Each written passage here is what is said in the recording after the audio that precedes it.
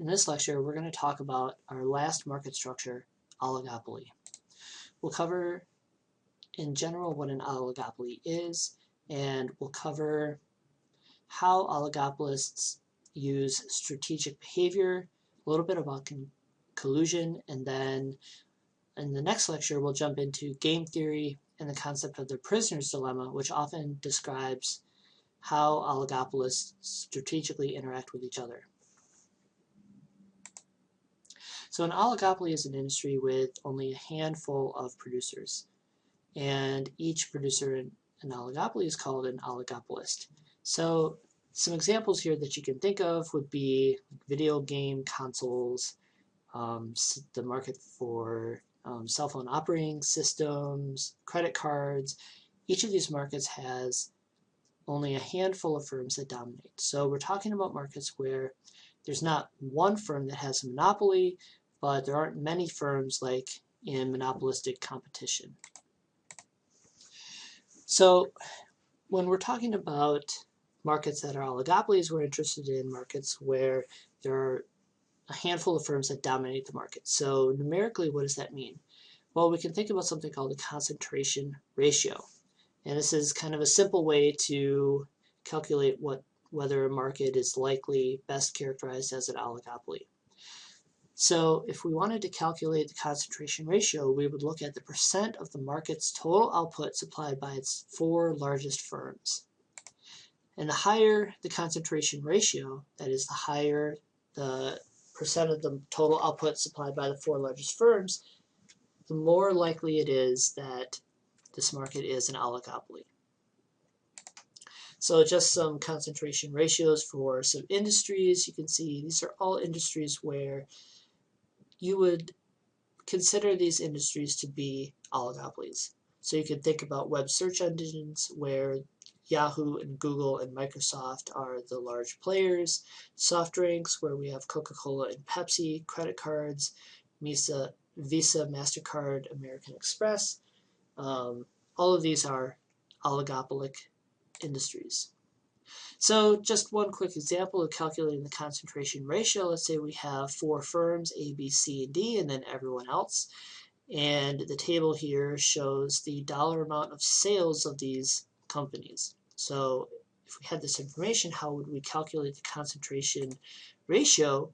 Well, it would be the fraction that you see right here. So in the numerator, the top part of the fraction, we add up the sales from all of the top 4 companies. So that's company A's sale, B, C, and D.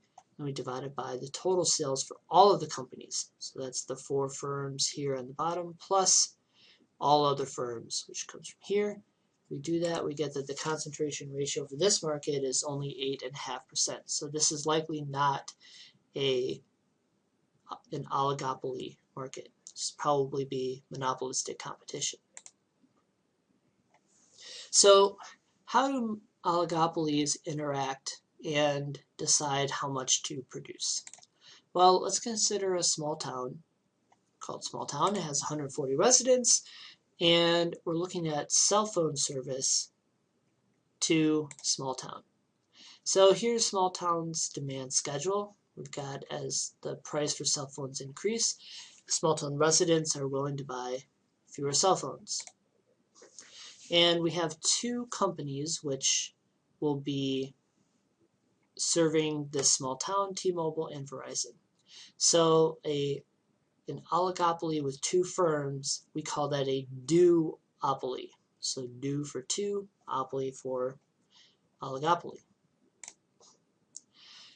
So to make things a little bit simpler, we're going to assume that each of these firms has no fixed costs and a constant marginal cost of $10. So the cost of producing each cell phone and selling it to a resident is $10.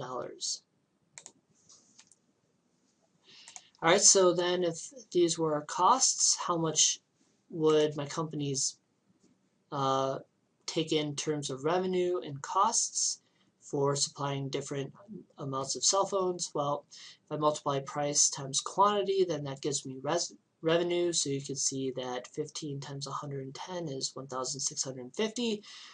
And if I'm selling 110 cell phones, cost me $10 to supply each one. My total costs are going to be $1,100.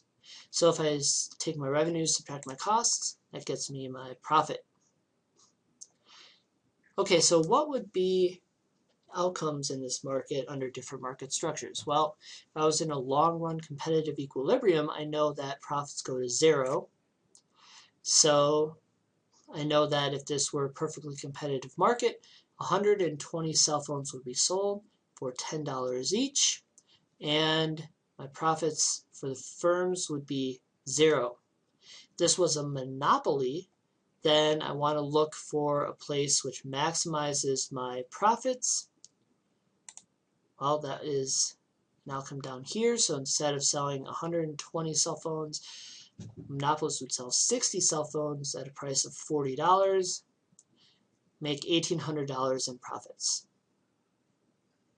So what about a duopoly? Well, one possible outcome is T-Mobile and Verizon could get together and say, hey, let's collude. So we're going to make an agreement, and we're going to agree on how much we're going to supply and what price we're going to charge.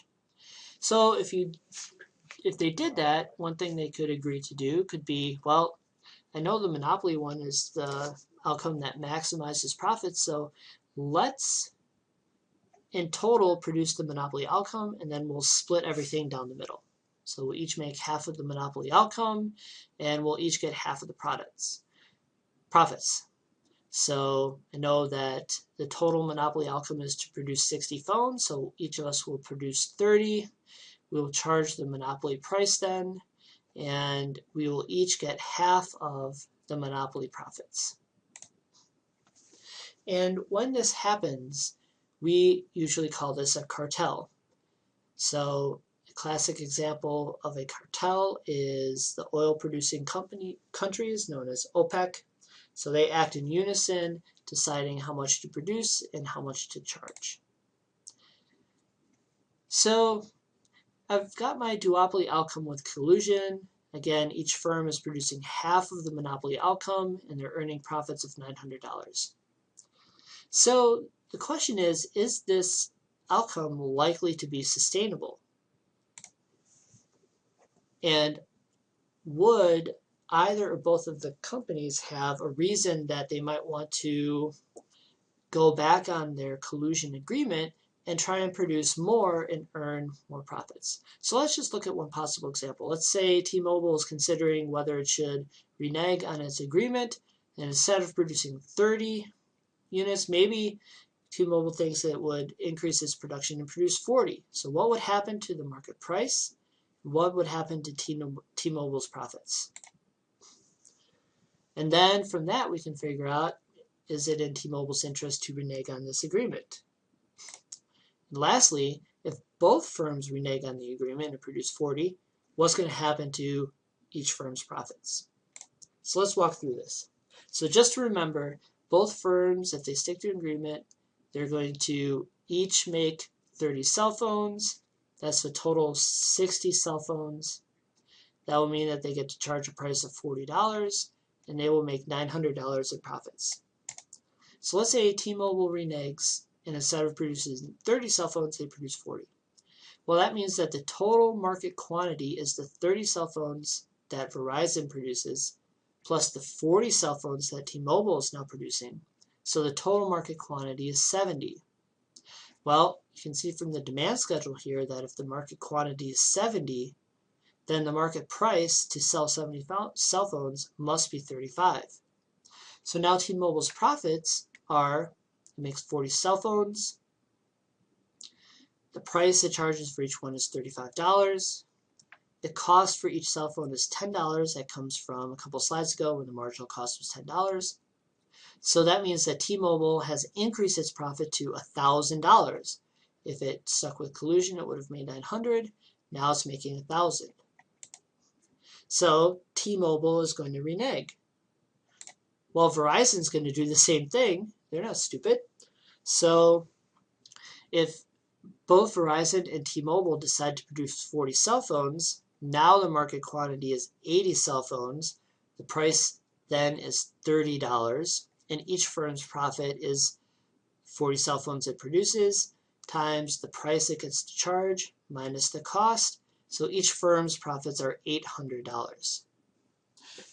Okay, so what can we take away from this? Well, both firms would be better off if they could stick to the cartel agreement, but each firm has an incentive to deviate from this agreement and produce more.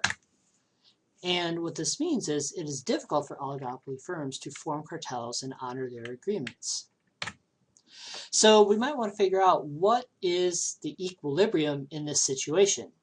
So right now we figured out that if each firm tries to agree to produce 30 units, that the firms would deviate and they may choose to produce 40 units. Well, would the firms choose to deviate further? Well, what if the firms decided to produce 50 units instead of 40 units? So just to recall where we're at now, if each firm produces 40 units, then the total market quantity output will be 80, price will be 30, and each firm will earn $800 in profits. If T-Mobile increases its output to 50 units, then now the market quantity is 90. The market quantity of 90 would lead to a price of $25. And if we have that, then T-Mobile's profits would be 50 units times price of 25 minus the cost of 10. That would be $750. So T-Mobile's profits are higher at 40 units than at 50 units. And that means that the same is true for Verizon. So this type of equilibrium where the best choices for T-Mobile and Verizon is to produce, in this case, 40 phones each, is an example of a branch of economics called game theory, which we will cover more in the next lectures. But this general equilibrium is something called a Nash equilibrium. And again, this is a very brief example of game theory. So a Nash equilibrium is a situation in which economic participants are strategically interacting with each other. And each one is choosing their best strategy given the strategies that everyone else has chosen. So in other words, you can think of this as a mutual best response. The other firm is doing whatever they're doing, and I am choosing my best response to what they're doing. And what they're doing is the best response to what I'm doing. So this equilibrium where each firm produces 40 phones, that's a Nash equilibrium. Given that Verizon produces 40 phones, T-Mobile's best response is to produce 40 phones. Given that T-Mobile is producing 40 phones, Verizon's best response is also to produce 40 phones. So when firms are in an oligopoly and they arrive at this sort of Nash equilibrium, how can we compare this equilibrium to what we've seen in other market structures? Well, comparing the quantities that the firms produce, we saw that is greater than the monopoly quantity. So if that this market was a monopoly, it would have produced 60 phones. Together, the oligopolists produced 80 phones. But the quantity is smaller than in perfect competition. The price charged is greater than it would be under perfect competition, but it's less than the price would be under monopoly. So here again, like monopolistic competition, oligopolies often fall between perfect competition and monopoly. So if we're looking at, just to go a little bit more in depth into the strategic decisions the firms are making in terms of how much they output, increasing your output has kind of two effects on a firm's output, on a firm's profits. So when price is greater than marginal cost, then obviously if you sell more, you raise profits. But at the same time, when you produce more, that also means that you must reduce your market price in order to sell those units. So just like we saw in monopolistic competition and in monopoly, there's an output and a price effect of changing the quantity that you're producing. So if the output effect is greater than the price effect, then if the firm increases production, it raises its profits. If the opposite is true, then the firm reduces its production to maximize profits. As we move from a duopoly to more firms, then the price effect becomes smaller, but the oligopoly looks more like a competitive market. So we get price approaching marginal cost, and the market quantity approaches the socially optimal quantity. So in the next lecture, we'll start talking about some public policies towards oligopolies.